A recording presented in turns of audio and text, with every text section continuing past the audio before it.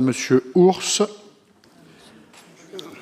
Bon, avant de commencer, je ne vais pas être surpris, je vais remercier Stéphanie Pernaut. Alors, bien sûr, nous n'avons pas toujours été d'accord, puisque nous avons deux conceptions de la société, mais sur l'industrie, nous sommes souvent retrouvés. J'ai toujours admiré votre courage, surtout de venir dans un débat, il y a quelques années, sur un territoire qui n'était pas le vôtre, dans un public qui n'était pas acquis, et vous avez eu le courage de venir et ça a été très bien admis et très bien discuté entre nous dans le respect. Donc moi j'ai toujours respecté les idées, vos idées, pas toutes, mais vos idées. Et je vous en remercie de nous avoir écoutés et de moment de nous avoir aidés sur certains dossiers qui étaient quand même, et d'autres qui vont arriver. Et j'espère que la personne qui va vous remplacer aura le même dynamisme que vous pour faire avancer les dossiers. Je vous remercie.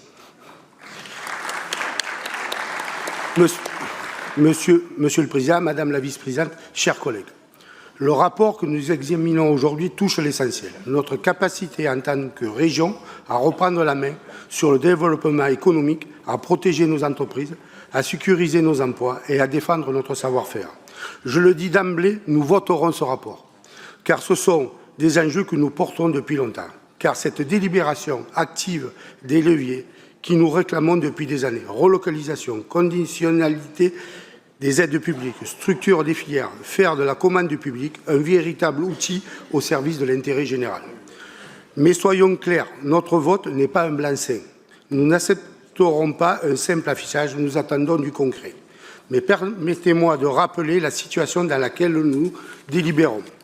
Depuis 2024, ce sont 483 plans sociaux qui ont été annoncés dans notre pays, menaçant directement 110 000 emplois et presque 300 000 si l'on compte la sous-traitance.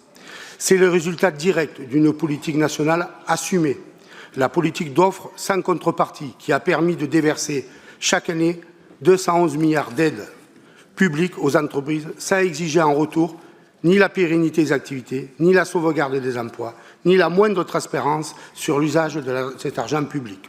Pendant ce temps, les collectivités territoriales qui assurent 70% de l'investissement, voire leurs moyens réduits encore. Le plan pour 2026, on annonce 4,6 milliards d'efforts, mais le comité des finances locales estime que la ponction réelle, près de 8 milliards. Ce sont nos budgets pour la transition écologique, pour les services publics, pour les infrastructures qui en pâtiront, et ce sont nos territoires qui en subiront les conséquences. Dans ce climat, ce rapport régional peut jouer un rôle utile pour faire face à la dérégulation des marchés aux modèles sociaux et environnementaux moins-disants. Cela suppose du courage et de la cohérence. Renforcer la clause sociale et environnementale, favoriser les circuits courts, orienter vos achats vers les filières que nous voulons construire et défendre. Sur la préférence européenne évoquée dans ce rapport, nous n'y sommes pas opposés, mais nous gardons les yeux ouverts. Depuis des années, les règles européennes ont davantage affaibli l'industrie qu'elles ne l'ont protégée. Si l'Union européenne commence aujourd'hui à revoir ses dons, nous devons nous assurer que cela bénéficie à nos TPE, PME, coopératives et structures de l'économie sociale et solidaire, non seulement aux grands groupes qui savent capter tous les dispositifs. Quant au nouveau schéma de promotion des achats publics, je veux dire une chose simple, une clause sociale non suivie n'a d'effet, ne sert à rien. Une exigence environnementale sans contrôle ne change rien. Et une simplification administrative qui tarde pénalise nos entreprises. Nous serons attentifs en commission comme en séance effectivement à ce schéma. Cela que se joue la crédibilité de notre région.